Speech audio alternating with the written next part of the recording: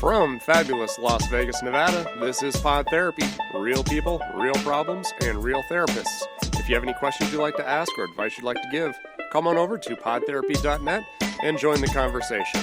I'm sure all of our listeners voted last week, and America thanks you for not doing a write-in vote for Jim Jobin. Never waste a vote. And now, broadcasting from the churn, that guy is Dr. Jim Jobin. I'm Nick Tangeman. It's time for some Pod Therapy. I want to run for dog catcher. Do we have a dog catcher? Can you run for dog catcher? That's the only thing I would support you on as a candidate. I read the other day that this is the case in like a lot of states, but apparently like the lowest level position, like dog catcher, and dog catcher is like a joke, but it's like constable or something quite small that's like not a very big position, is the only position in most states that has the legal authority to place the sheriff under arrest. And because the sheriff is the highest law enforcement official of the state, besides like the attorney general. I think the coroner can do that. That's what it was. Yeah. It was the coroner. And yeah, the like, coroner what can the hell? arrest, yeah. The coroner can place the sheriff under arrest. Yes. So, but I would go for coroner, but no, I can't even watch like Scrubs. I cannot handle dead bodies. Yeah, you are in no way qualified. No. Well, I mean, how qualified do you have to be? Is this guy dead or not? Yeah, he's dead. Hold on. Let me poke him again. Yeah, he's dead. I feel like that's it, man. I feel like that's all they have to do. How licensed do you have to be? Now we're going to get, hate mail from the coroner Your community. level of ignorance never ceases to surprise me. Oh, well, we'll get there. I'll keep pushing. Until it comes. Coroner community? Oh, it's a very robust. A big chunk of our listeners, are coroners. Yeah. There's a professional alliance. They show up at all the conferences. Coroners and therapists are just very together and tangled. You're outside of my realm of expertise here, so basically, I'll the way you become a coroner is you go to med school and you do such a horrible job that, like, we got to put this guy in a lane where he can't kill a patient. And they're like, no, I got it.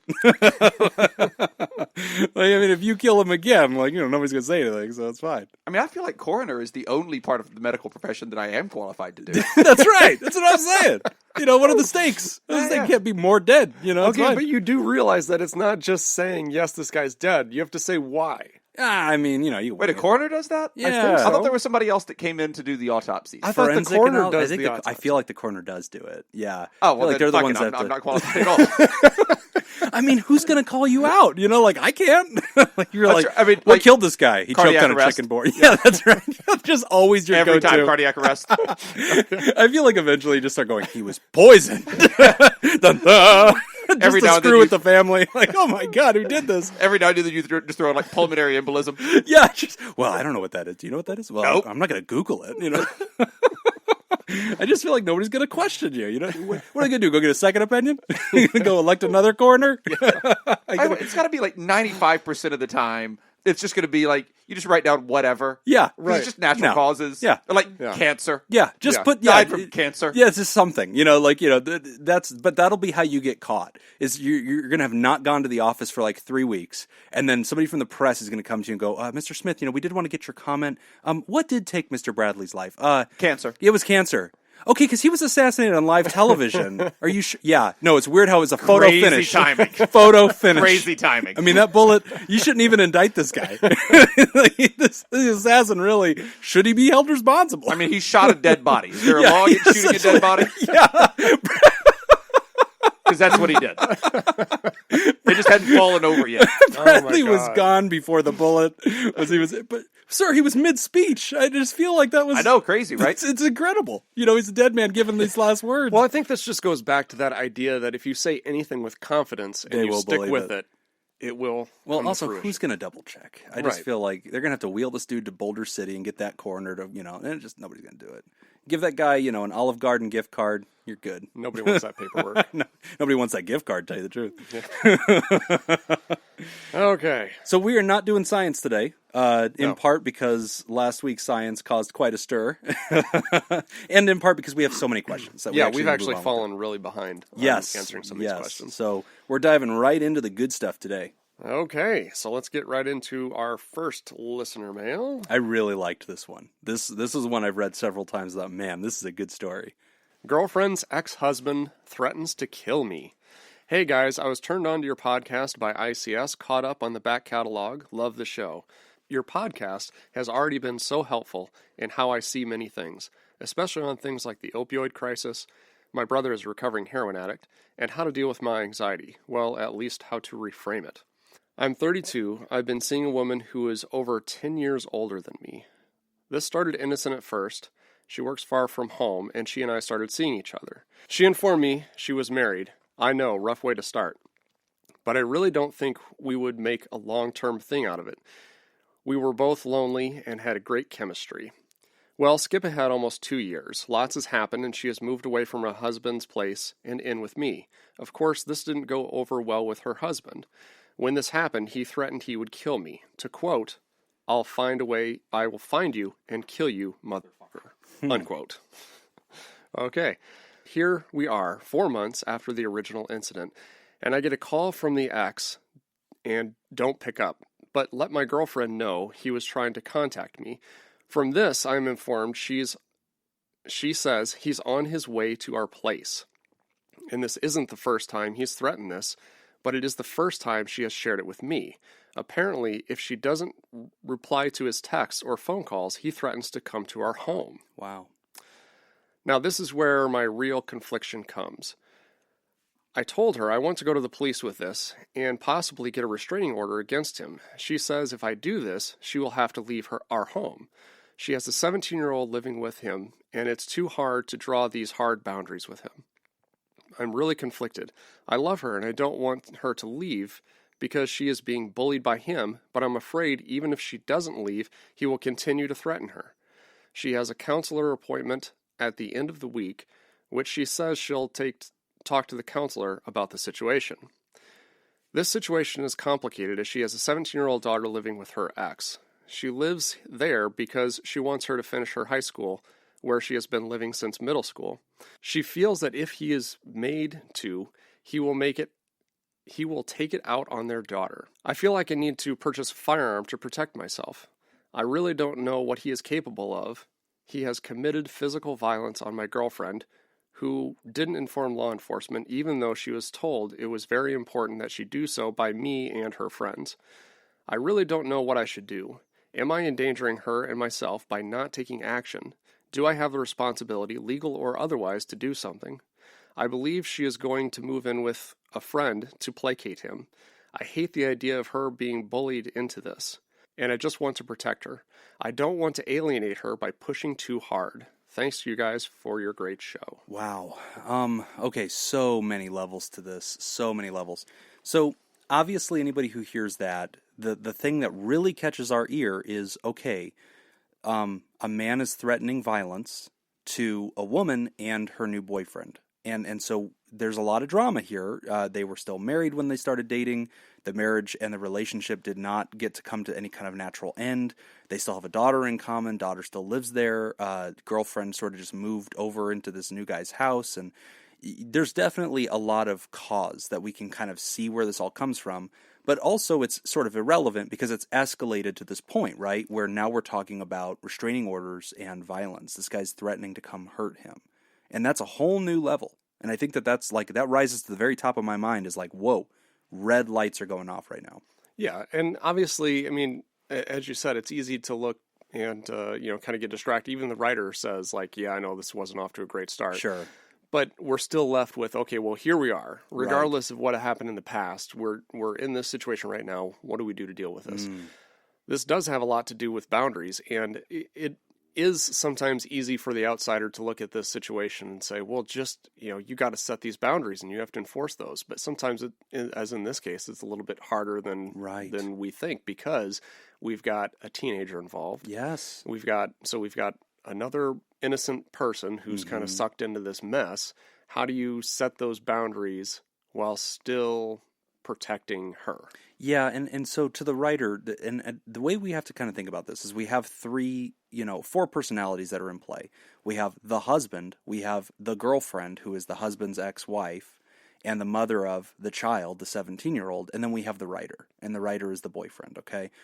What I think is difficult about this to the writer is you are looking at a situation that is complicated. You feel powerless. You desire to protect her. That's a natural feeling. That's fine. You also desire to protect yourself, and you have been actually threatened by the husband, right? So you're scared of that too. However, I would not, I guess I'm going to come alongside you and just own the frustration with you and say, absolutely, this is a wring your hands kind of moment. And it is also kind of true that this is not entirely your call. You can place a restraining order on this man. He has made actual threats to you. You can quote the threats. Yeah, you could. That's plenty. That's plenty to go down and put a restraining order on him and say this guy should come nowhere near me and should not harass me directly. And that's fine. That's a true boundary that I have no problem with you drawing. And I don't want you to feel like you can't do that because of the extra elements to the story. However, in the same vein, your girlfriend, she needs to make her own choice about what she's going to do too, because there is some complication with putting a restraining order on somebody whenever you have a child at their house, because that now prevents you, the mother, from going to their home to like see your daughter or to interact with her at school or to show up at a sporting event. These things get unnecessarily complicated, and I can see where she's looking at this going, I am under 12 months from finishing this. I just need my 17-year-old to turn 18 and then it doesn't matter anymore. Then I can put a restraining order on him, I guess. But, I mean, I can see where that complication comes from, and so I'd want the writers sort of appreciate, as much as you want to see her go the legal route, you want her to report things, you want her to put a restraining order on him, you want to see her protected, she does need to make these decisions herself. And the thing, Nick, that I most appreciate in this was she's going to see a counselor, and I'm allowing privacy for that. I'm allowing her and her counselor to discuss and flesh this out and make a decision consistent with what would be in the best interest of everybody. And I think that that's the right kind of deference in this moment. I agree, and I think this is difficult. I really empathize with the writer too, because yeah, you are kind of powerless in a lot of ways. There's not a whole lot that you can really do in this situation. You're not the primary player. In this. You're a passenger. Yeah, he's kind of on the bench, right? Yeah. And the other thing too that I kind of caught on to is both with him and with the woman, this fear of, this fear of if I set a boundary, I could make things worse. Right. And this is a common thing that I see a lot with people when we start talking about boundaries. Is people always say, well, I don't want this person to do this, but if I set this boundary, then they're just going to go and they're going to do something else that's even worse. Mm-hmm. So I may as well allow this to happen. And in this situation, maybe this isn't really a good example, but this is something I always try to warn people of too, is when you don't set a boundary because you're afraid things will get worse, things typically get worse. Yeah. Because then you've got, you say, well, okay, I'll let this slide because I don't want things to get worse. Well, when that slides, then it just goes to the next thing. Yeah. As a general rule, right. I want to see the breaks. Right. And so I'm actually really comfortable with him asserting himself in the sense that it is my personal boundary. I will not be threatened. And so I am going to establish a boundary that says my life is not in play. You two have your own stuff, okay? I know I'm the new guy. I know I interrupted your family. Fine. But at the point when you take this to, I will kill or hurt you, you are now making a legal stance, right? You're making a statement that goes way beyond my personal, I'm comfortable with this and I accept that I made this thing dramatic. No, you've crossed a whole new threshold with me. I am not available to be threatened, right? And that's the boundary that I'm cool with him drawing. Mm-hmm. And also that he continues to allow her to then make a second decision, because his decision to assert that boundary really might remove her from his home. And she may have to say, hey, listen, I can't live with you until things settle down. Okay. And I accept that, right? And it comes back to Nick's old adage, never draw a boundary you're not prepared to enforce. Right. You need to accept the consequences of that boundary, which could be good for you right now, honestly. But, should he buy a firearm?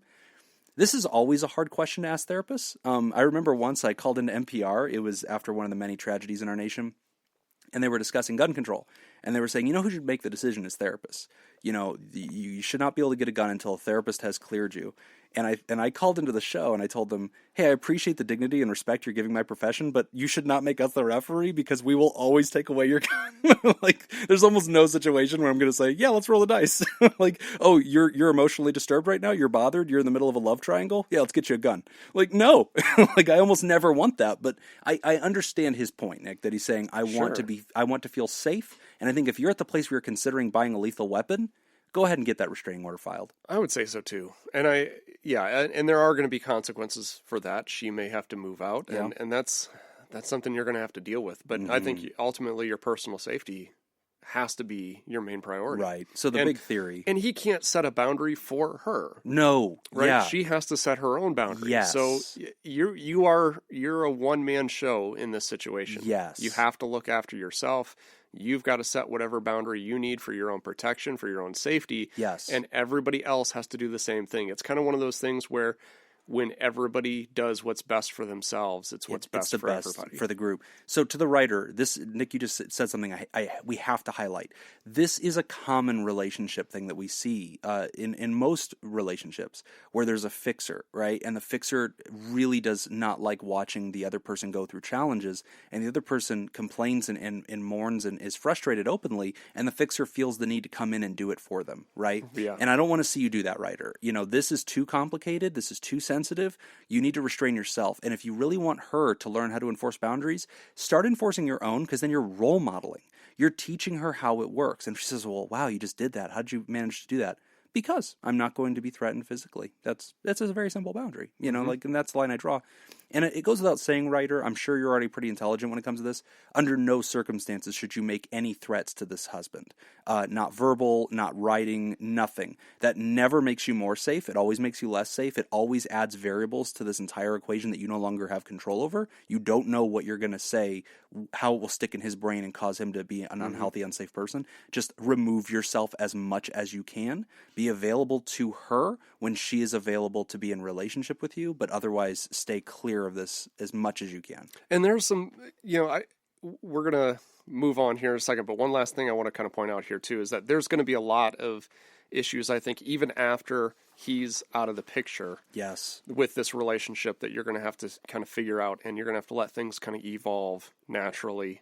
This is something there's going to be other things that are going to come up, I think. Yeah, absolutely. But good luck to you, and, draw those boundaries and continue to monitor this. Be very careful in this situation. And thank you for writing in. All right, we're going to take a quick break. When we come back, we will talk about broken relationships with food. You're listening to Pod Therapy.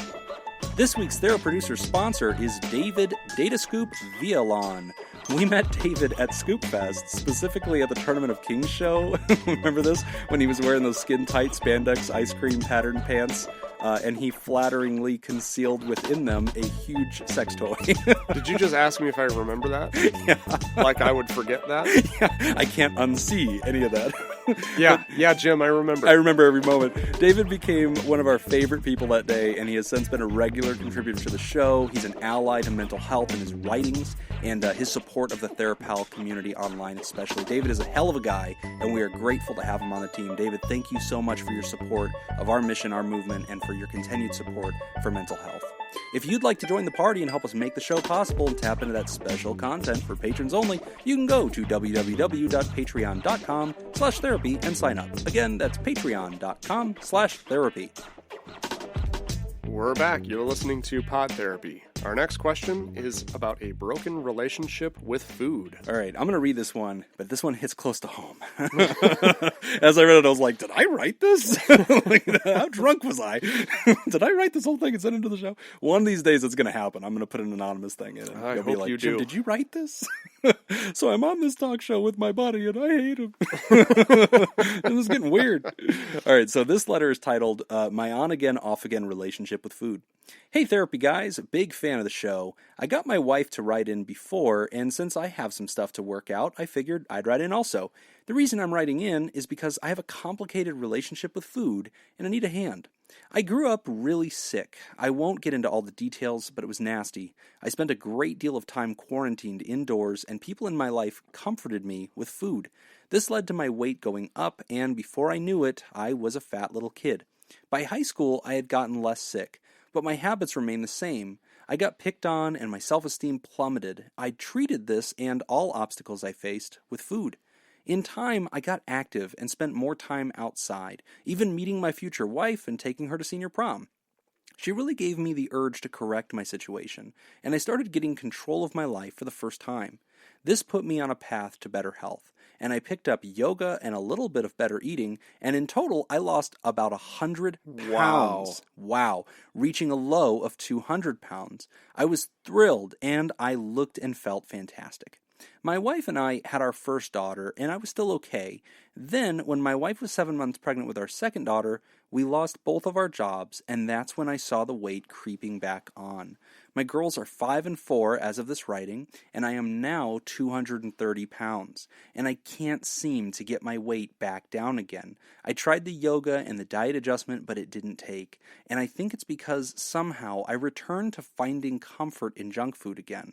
Those breaks from work when I grab Taco Bell, when the kids finally go to bed and I have cookies and milk. I don't know how to beat this. I don't know how to relax anymore without crappy food. I need to figure out how to feel good without eating junk. I know that I have made significant progress. My spouse finds me attractive, my health is good, and I feel fine. I shouldn't hate my thinner than it used to be body, but I truly do. I've considered plastic surgery since my weight never goes any higher than it is now, but I have a voice that says that if I just tried harder, I could do this on my own. And I go back and forth, feeling good and feeling bad, trying diets and ignoring how I'm eating, looking at crazy diets and gym memberships and all sorts of things. I know that before I can fix anything, I need to get upstairs sorted.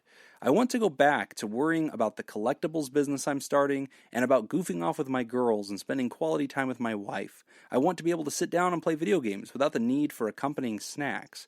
I don't want to need food to relax, and I don't want to hate myself. I'm sick of thinking about food so much. Any advice or tips would be greatly appreciated. Thanks, Nick and Jim. Mike, the Collector Scoop.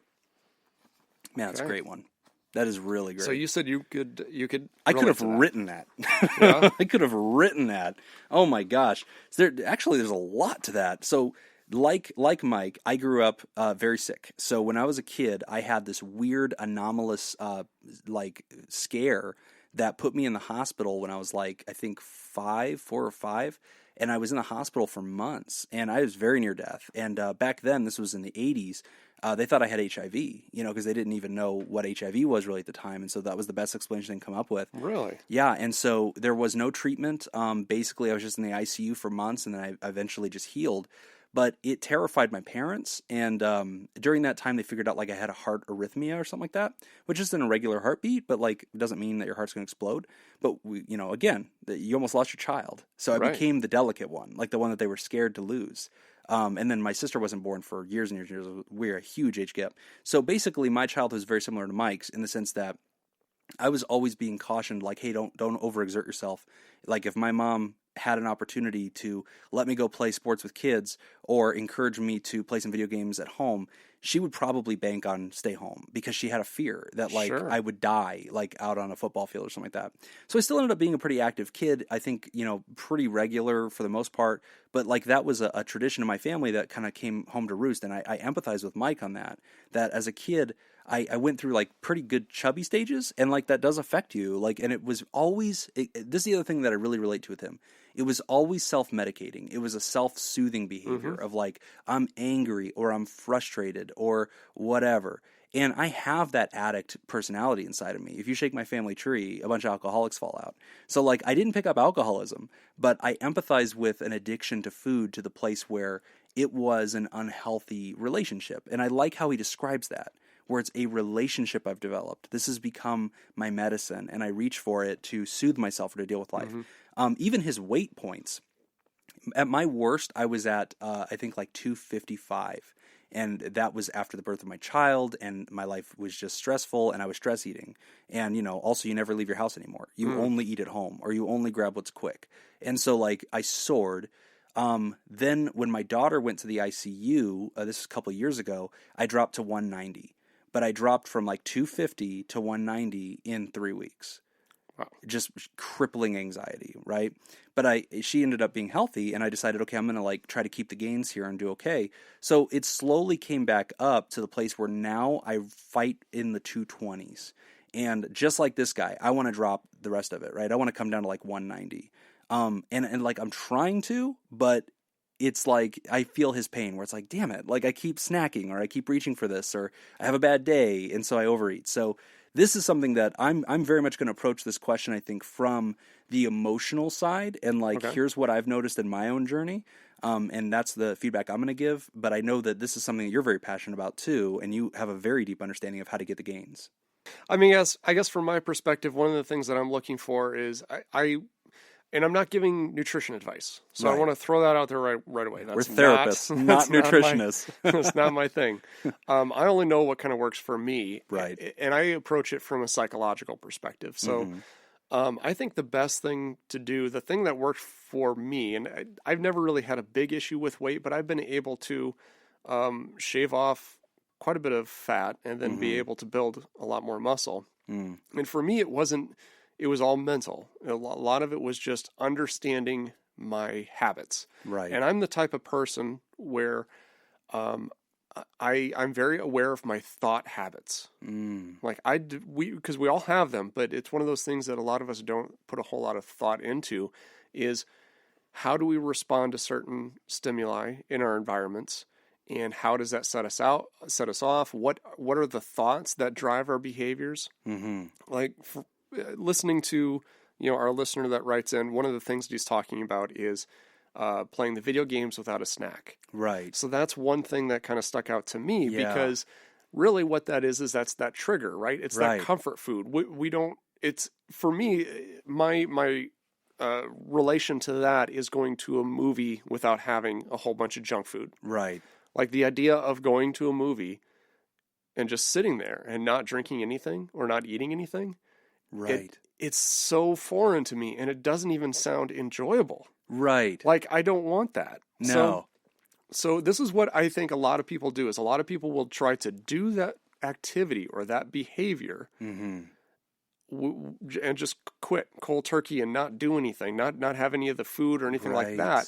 And you're just exposing yourself to a trigger with no coping skills or mechanisms of how are you going to handle that urge or that craving once you get into that environment. For me, what seems to work is I'll just avoid movies.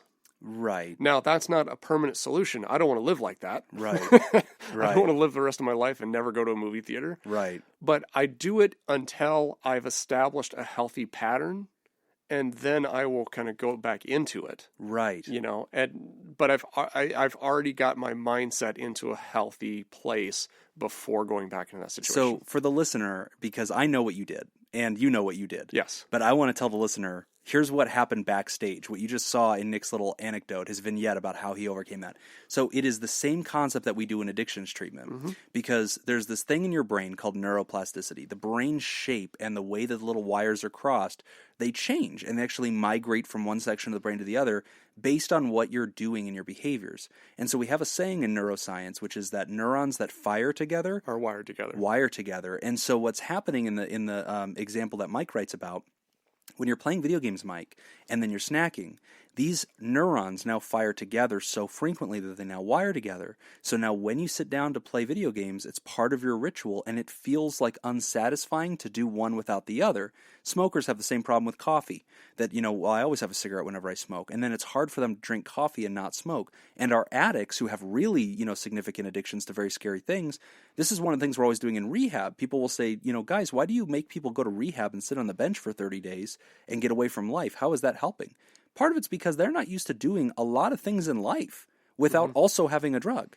Like one area that we commonly see, Nick, is sex. A lot of people have a really hard time now having sex without alcohol, without a drug, something. Because for so long, sexuality and the use of this chemical were wired together. Now it's weird whenever they're not. Yep. And so in your story there, the reason that you now stop snacking or you don't go to the movies entirely is because you anticipate that if you go to a movie, you're going to want to just binge. Yeah. And so you choose not to for right now. Over the past 3 weeks, as we've talked in the last show, I've been doing a lot of traveling. I've been going all over the place, and that has completely destroyed my momentum. Right. I've put on quite a bit more weight. I'm sitting here right now with a Monster Energy drink and 2 bags of snacks. Yeah, 2 bags of snacks. But this is what happens. Like when I get off of my pattern, right? I'm able to kind of catch it a little bit, but I know I got to get back on. Right yes. Now, if I were to go to a movie today, I'm gonna have a giant bucket of popcorn with M&Ms put into the popcorn because the two of them together are amazing. Okay. I'll probably have a big soda. Maybe a few other things. This is like becoming a fatty rabbit hole. Absolutely. Yeah.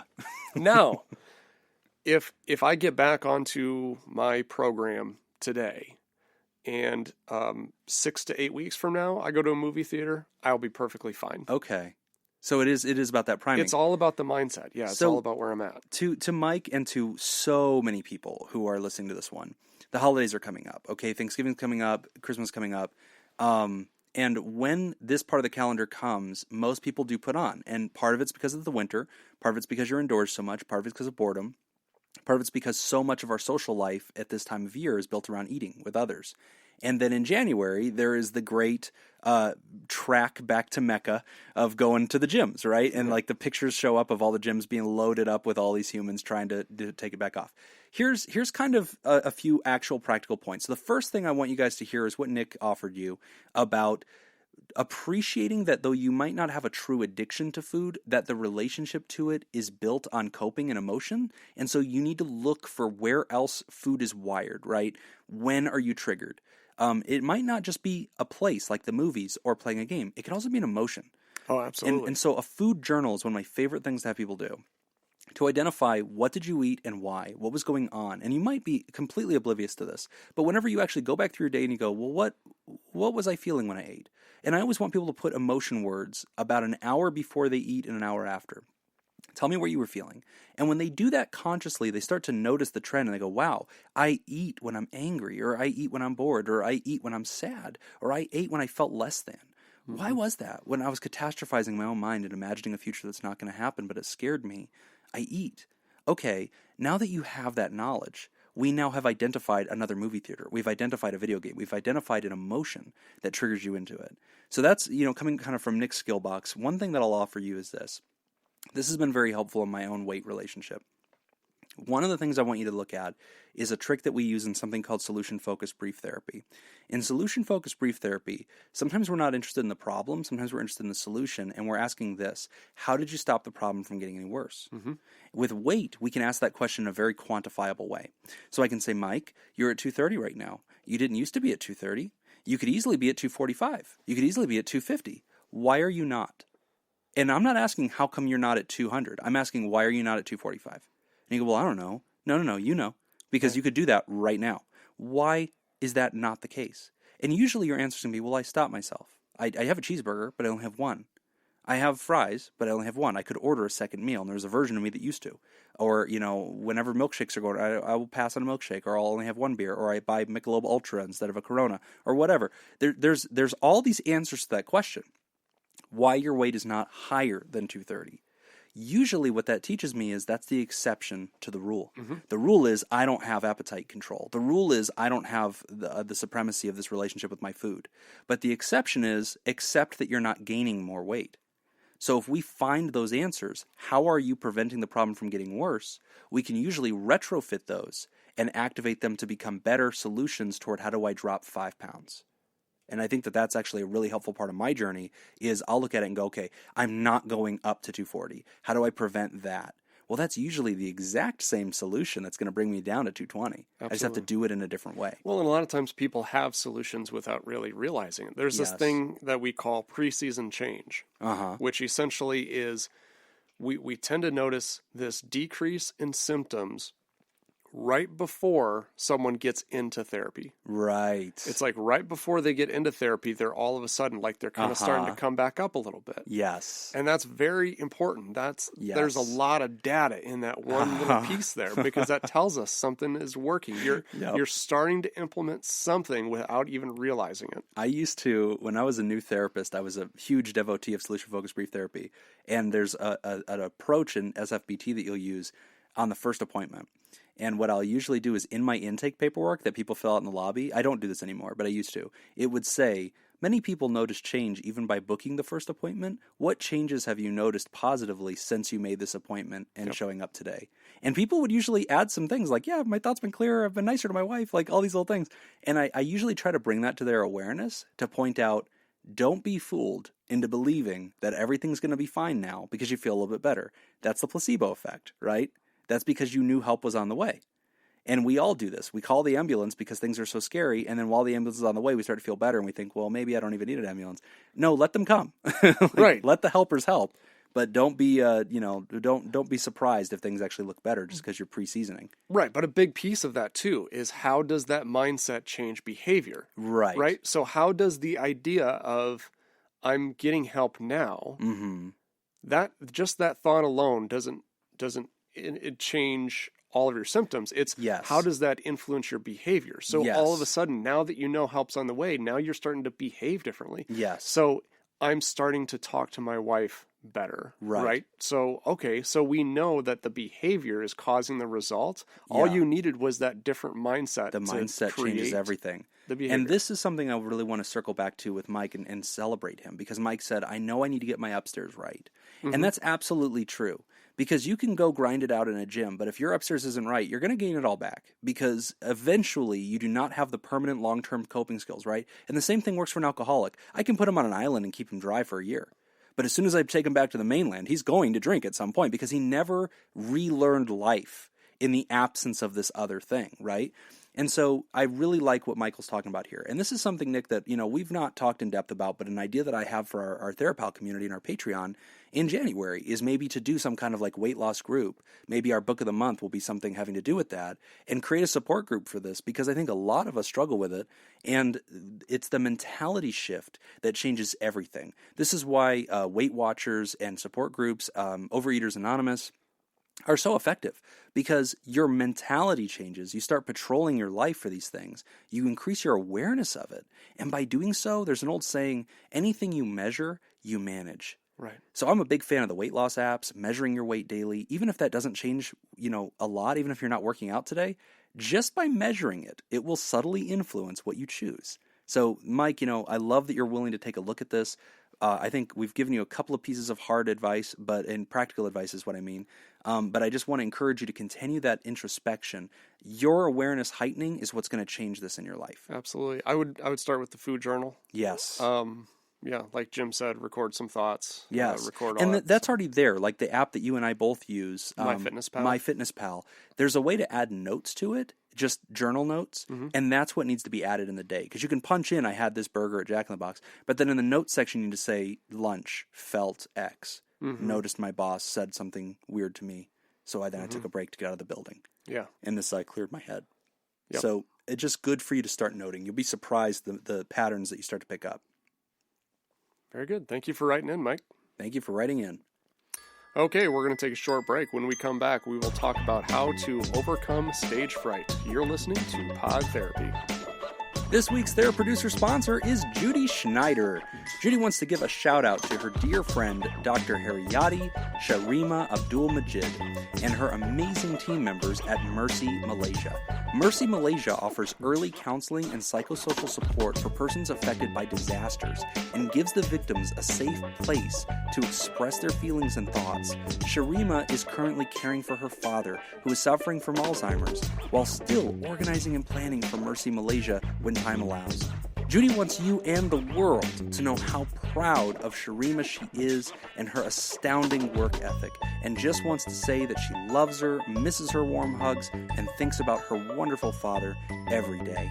We're back. You're listening to Pod Therapy. Our next listener writes in about dealing with stage fright. This is a good one. Yeah, I'm pretty excited for this one. So I'll read this one. This is how to overcome stage fright. Hey there. Being in Las Vegas, I assume you probably work around a ton of performers. Personally, I practice magic and juggling as a hobby and would like to pursue it as a career. However, I have crippling stage fright. I've spent several years working in different magic shops, and I've performed at Universal Studios for very small audiences, and it doesn't bother me. However, if you put me on a big stage, I feel a knife in my gut. It prevents me from doing so much of what I love. In the meantime, I find myself inventing tricks behind the scenes and helping other magicians create acts. Any advice would help. Thanks. Sassy Scoop. Yeah. Jacob, you've worked with so many performers. I mean, this is your entire life. You've seen this. You are back of house, but, you get to see all these things come together, and I'm sure you see people panicking behind the scenes as they're getting ready. What is your kind of perspective on stage fright, how people deal with it, and, what's successful? A lot of people have a system. And they always do that system. Oh wow! And so if you really break it down to I'm not going out on stage to perform. I'm going out on stage, and the first thing I'm going to do is I'm going to walk to this mark. And then the second thing I'm going to do is I'm going to start talking. And the third, they have that order of things that they're going to do. Yes. And not only does that keep your performance consistent, but it also it gives you something else to focus on other than the big picture. The big picture is, as you guys are well aware, the big picture in anything is always overwhelming. Right. I mean, if you do anything, if you focus on like, okay, I'm going to achieve this ultimate goal. Right. That's horrible. It's how you eat a whale, though. So you're saying that they'll like break it down into these small tasks and then say, I'm not out there to perform. I'm out there to walk to Mark 1. Yep. So I think that's great. And I think I know why that works, why that's successful. Okay. Is because it's not just about it being small steps, but it's about having 100% control over those steps. Right. Because as a performer, a big part of it is, I mean, your whole thing is, I need to get a laugh or I need to entertain these people. Right. And when you look at it from that big picture, that is outside of my locus of control. Yeah. But if all I have to do is walk out on stage to this mark, I can do that. Yeah. So not only is it small, but it's 100% in my control. So when you put things into that perspective of, hey, I am completely in control of this. Right. So I'll go do this thing. Yeah. And you're taking the focus away from how other people are going to act or respond to it. Yeah. You're just focusing on, I just need to do my part. But I can see that bigger part, which is like, you do not have control. Like, and there's lots of folks that have bombed, been heckled and been torn to shreds. I wonder if you come back stronger, though, after that, because it's like, all right, it's already happened. Like, I'm not terrified of failing, right? I know a lot of performers that, especially comedic performers, that go out and when the audience doesn't respond like you want them to, the ones that have been doing it for a long time and that have had those experiences are able to just walk backstage and laugh about what a terrible audience it is. Right. Yeah. or they can put the blame where they believe the blame should be. Yes. Or they can come backstage and laugh at, I am just not on tonight. Right. And they're able to kind of just shirk it off. This is just not my night. And boy, am I ready for the curtain to come down on this one. It's funny because I remember Jerry Seinfeld, one of his best comedic routines. He talked about how research had at that time shown the number one fear in America was public speaking. And he said, so if you had to be at a funeral... No, number 2 was death. Number 2 was death. He said, so if people had to be at a funeral, they'd rather be the guy in the casket than the guy delivering the eulogy. Yeah. And it's like, gosh. So, like, I'll actually comment on this. So, obviously, I'm not a professional entertainer. That's evident. Yeah, that's very evident at this point. But I have spoken and had to do, like, lots of stage stuff where I'm speaking at conferences or I'm lecturing. Or I used to speak in churches a lot, and that, had various audiences of size. And I've had some opportunities to speak sort of on a public stage for, whatever the cause or whatever. I do have a little bit of this is more practical advice. I have not done any advanced studies in I think general anxiety techniques and reforming cognitive distortions are a big part of this. And I think we can pivot to talk about that. But my lived experience, I'll kind of throw out some things I've done. One of the most useful things I've found, and I know this doesn't apply to all performances because sometimes you can't do this, but anytime you can get to know your audience is a huge advantage to you. So I try to shake hands. I try to be out in the open. Oh, hi, I'm going to be speaking a little bit. What's your name? Okay, Mark, what brings you here? And just kind of getting to know folks in the lobby and just talking to people. I found that human connection takes away this mythology I have, that there's some big blank crowd and I don't know who they are. Once I've kind of connected to them, gotten some names, kind of felt them, their presence in the room, I feel like I'm approaching much more warm instead of coming out to a cold audience that I've never met or interacted with. So that's one trick I have that I've found to be a little bit successful for me. Another trick that I'll use is trying to come out with some of your best stuff first. I think that builds confidence, and a lot of people want to save it for the end. And, again, I'm not a professional performer, but I usually have thought through pretty carefully my intro. And I usually have actually rehearsed that. And I've actually, even if it's a speech, even if it's just a lecture, I know what I'm going to say for the first 5 minutes. And I kind of try to come out with that pretty crafted because that way I do control the room for a little bit. And I can usually warm them up with something that's well thought out and intelligent right before I go right into my normal routine of abject ignorance that's aggressively vomited upon people for the next hour. So those are two of my tricks that I think are pretty helpful. Yeah, those are good. I don't really have any tricks. I don't really. I'll do Imagine them trainings naked. and stuff. That helps. No. Actually, like for public speaking, It's I don't know tough how to just well. stand up there and speak with a full erection. Just picturing everyone naked. Speak for yourself, Jacob. I have no problem with that. I mean, when I was giving that speech at the orgy, things were very good for me. I felt I was very in my element. Well, I mean, as far as like the performing and stuff, I don't know if any of this would apply, but like for me, when doing public speaking or anything, I always try to imagine or try to remember that I have been an audience member. Yes. And most of the time I'm not paying attention. Yes, right. And so I kind of think, so if I'm the average person, most of these people are not listening to me anyway. Right. And for some reason that seems to work for me. Yeah. It kind of decreases my anxiety and my tension that I'm not up here to perform. I'm just here to present some information, and whatever. And most of you are not listening anyway. That's fine. I always try to, like that old thing of always trying to lead with a joke. Right. I always do that. Well, when I was in Montana, I did that, and it bombed. Okay. And it never got better. It didn't get any better from there. Yeah. So I don't know. I'm not the best person to give advice on this one. One more thing I'll throw out there that I think I've used in the past. And I think I've heard real performers talk about this. So maybe I'm borrowing from their kind of toolkit. But I've known for me, I have a different version of myself. Whenever I'm up on stage, if I'm speaking to an audience, there is a different Jim that I have sort of created over time that's been scientifically, like I tried things, they failed, I tried another thing, it kind of worked, and then I quilted, together a patchwork of these are the characteristics that work for me whenever I'm speaking to a larger audience, right? Mm-hmm. And so like that changes how I present myself. And it changes the tone, the message, and everything. So I actually become almost like a Stephen Colbert character. Like Stephen Colbert in real life is actually pretty pensive. He's like a reader and a poet. And then there's Stephen Colbert, this boisterous, out of control character who's up on the screen. And that's the only way he can like do his thing. I don't think that's the case for everybody, right? I think there's a lot of people that who they are on stage is exactly who they are in person. I'm not that. So like for me, I remember I gave a speech once at, it was like some mental health panel that was at Nevada State College. And I opened up with this little bit that I usually do to kind of like diffuse the audience, but also to set the tone for the character that I'm going to kind of be. Because my tone whenever I'm speaking is usually quick and like move fast and try to give them information and try to be kind of fast and witty. And I do that to sort of distract from my own fear, right? Because I'm trying to get them to move quickly with me. That way they don't get to analyze what I just said and realize I'm an idiot. And so, like, I don't want to go slow. Like, I want to keep the pace. And you think that works? I'm not saying it works. I'm saying I don't have stage fright. That's the only thing I'm saying. I'm not saying it's effective. Nobody gets anything from my talks. All I'm saying is I'm not scared.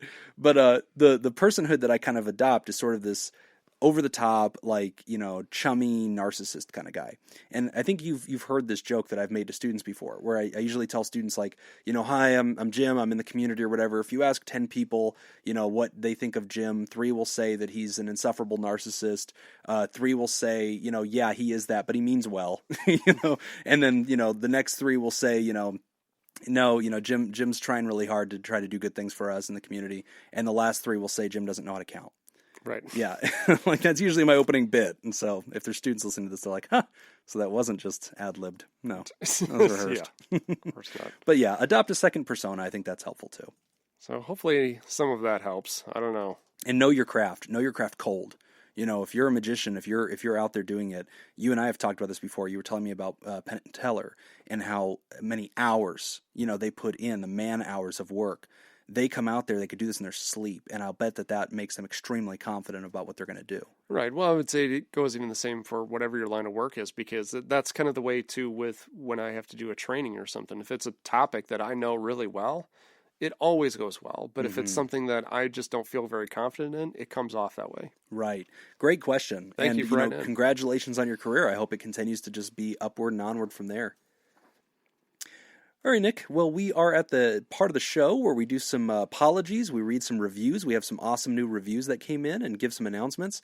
So I only have one apology. The elections happened recently, and I apologize to everybody who had to listen to my political rantings. The election is over, so I will now return to my traditional screaming at football coaches and pizza commercials. So no more politics from Jim, but yeah.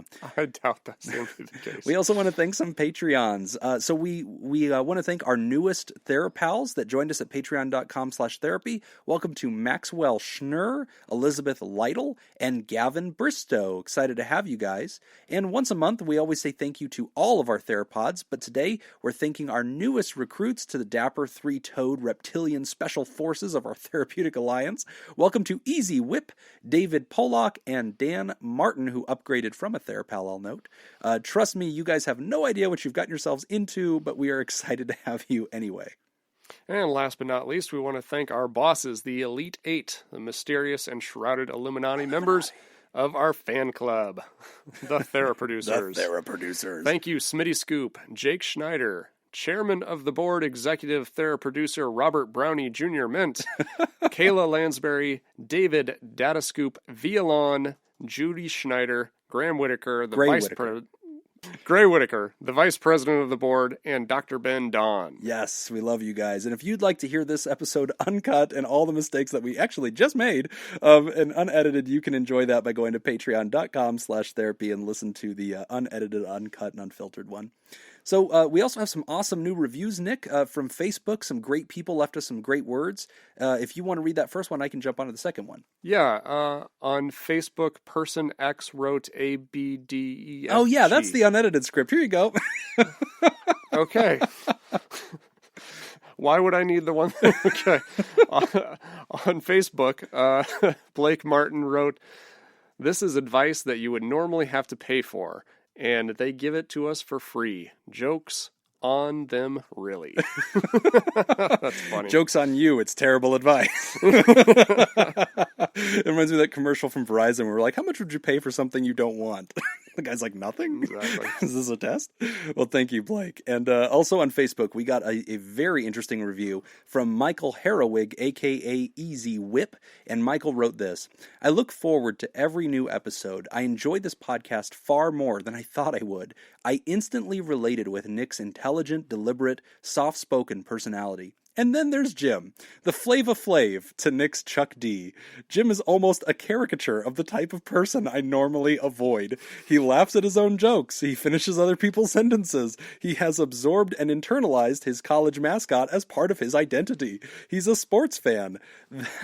This would all be very irritating if Jim wasn't also an enthusiastic, genuine, sincere, lovable puppy dog of a man.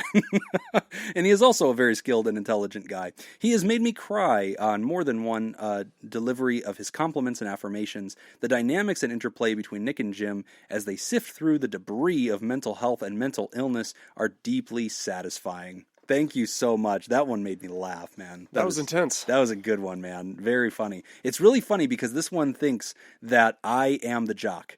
Like, it describes me as like, oh, he's a sports guy, and no. It's like, no. When Nick and I literally played Jock versus Nerd with Ice Cream Social, you were on the jock side, and I was on the nerd side. I was helping Matt with nerd questions. I don't fit well into either category. It's kind of weird. Just a dweeb. But thank you for the review. We definitely appreciate that. So a couple of announcements. One is our book club is off and running. We're reading The Subtle Art of Not Giving an F by Mark Manson. And our video for chapter 1 is already up on our Patreon. We're going to be uploading video 2 this week, where we kind of do like this feedback loop about talking about the chapter and breaking it down. And in the first one, Nick, there was a lot of complaining. I did a lot of that, and I felt like I was still justified in that. But what's awesome is a lot of our friends on Patreon were like, yeah, Jim's right. Like, these were good points. And some people were like, I was mad, but not as mad as Jim. Like, Jim's a little pissed. And also, we have a brand new feature show that actually just went up yesterday as of this recording. It is called Afterthoughts, and it is with you and your girlfriend, Laura. Tell us a little bit about that. Basically, we need to have something after the show to kind of process and to get another perspective, because we kind of joke that this is two white guys, heterosexual males talking about social issues. And so what ended up happening is Laura and I always have very interesting discussions, because she has no filter, and she will come up and say no filter. She'll say just all sorts of stuff that we didn't consider, we didn't think about. And so I was like, you know what, you should have a voice. And let's bring it to the table. Yeah. So it's for our Patreons only. You can check it out at patreon.com/therapy. My favorite thing, I listened to the whole episode, and I was serious. I want there to be a third show, which is just a live stream of me listening to that show, because it was fun. Like, I was like laughing, like I was yelling, like at times, like, what the heck? That's not what I said. Like, my wife's like, are you okay? And I'm like, no. But it was fun to listen to it. So my favorite thing about the show so far is that I am the number one topic of interest, Nick. I feel like I was the number one thing that was discussed in that show. Yeah. Well, a lot of the show was talking about how I get to, complete a full joke and get to the punchline. Anyway, we got to move on. All right. Listen to Afterthoughts at patreon.com/therapy. That's all the time that we've got for this week's session. We want to thank our landlords, the Ice Cream Social Podcast, and thank you to those who have contributed to our show today. We really appreciate it. Remember, pod therapy isn't something that you should keep all to yourself. Help us reach out to others by sharing this episode and copying and pasting the link in the description. Don't forget that you can find us at facebook.com/podtherapy, on Twitter at PodTherapyGuys, and now at patreon.com/therapy. Do you want to add your own advice to today's questions? Post your thoughts at podtherapy.net and join the conversation. I'm Nick Tangeman. I'm Laura Cordova. Thanks, and we'll see you for your appointment next week, and you are certainly not.